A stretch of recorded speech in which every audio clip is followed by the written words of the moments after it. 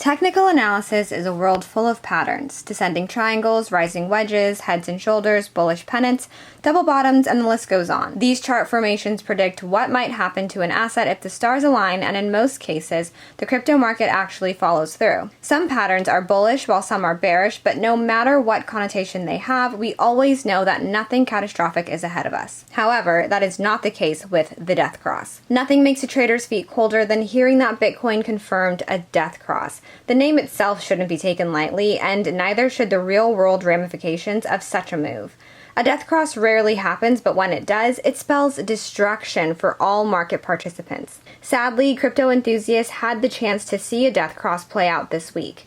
Many were left crushed by the move, not only because their portfolios fell significantly, but because investors didn't quite understand what a death cross is and what it means for Bitcoin. Before we jump into the rest of the video, make sure that you head to academy.shrimpy.io to get access to our online educational platform and to download our free Mastering DeFi ebook, which is only 28 pages and helps you become a DeFi pro in no time. We cover everything from yield farming to flash loans, and there's nothing that we've missed. So go download the ebook directly at academy.shrimpy.io or by clicking the link in the description box below. A death cross is a technical chart pattern that indicates the potential for a major sell-off in the near future. This pattern is formed once an asset's short-term moving average crosses below its long-term moving average.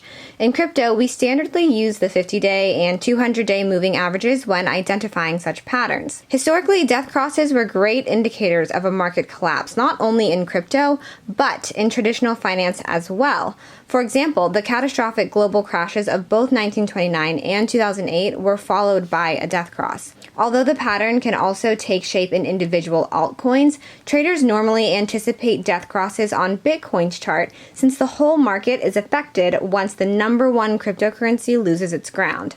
When Bitcoin experienced its first death cross back in 2013, the event was preceded by a 4-month downside that made the digital asset lose 73% of its value.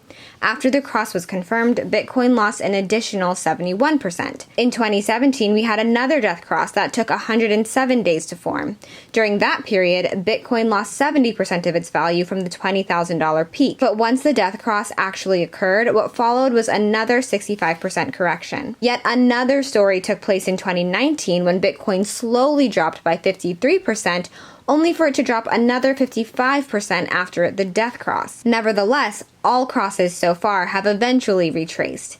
As the figures show, we see that Bitcoin not only experiences recovery after a year, but also a major rise in value. After the Corona stock market crash of 2020, Satoshi's invention increased by 880% after only a year, while the average yearly price change stands at 438%. Another death cross has been formed over the weekend after a mini crash led by China's crypto ban. Mining prohibitions in 5 key regions combined with a declaration barring banks from offering services related to cryptocurrency has caused Bitcoin to fall back to $29,000. To learn more about China's aggressive stance against crypto, check out our latest video, and if you like it, be sure to subscribe to Shrimpy for more great content. The key difference between this year's cross and the previous iterations is the fact that only 69 days have passed since Bitcoin's top. Historically, the market forms the pattern anywhere between 105 to 150 days after reaching all-time highs. Could this be a deviation that will replicate in other areas as well, or is time the only difference this time around? Whatever the case may be, statistics show that the market will see more blood. Every death cross so far has had a crash before and after it was formed. Percentage-wise, both crashes tend to be closely symmetric. So if Bitcoin dropped 54% since its $65,000 highs, we could expect another 54% crash. This will result in a price of around $18,000 per Bitcoin if history repeats itself. The good news is that the market tends to rally after each death cross, reaching the bottom of the 200-day moving average after weeks or months pass. This means that brief relief is to be expected. However, keep in mind that the retrace can happen either before the next crash or after it. We also suggest carefully considering your next move, as the market is highly unpredictable. Prices can go both ways, and there's no sure way to tell which direction is the right one. So think twice before opening a new position or closing an existing one. What do you think? Is the worst already over, or are we about to see crypto markets collapse under their own weight one more time? Leave your thoughts in the comments below, and be sure to hit the subscribe button and the notification bell to make sure that you catch Shrimpy's videos the moment that they come out.